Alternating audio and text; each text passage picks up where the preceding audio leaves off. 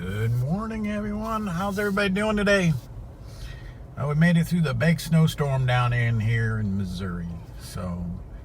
And the weather forecast was pretty correct.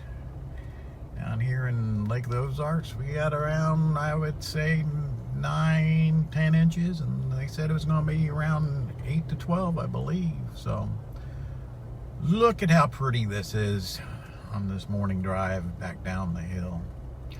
They were out bright and early. I think I heard the snow plow about 4 o'clock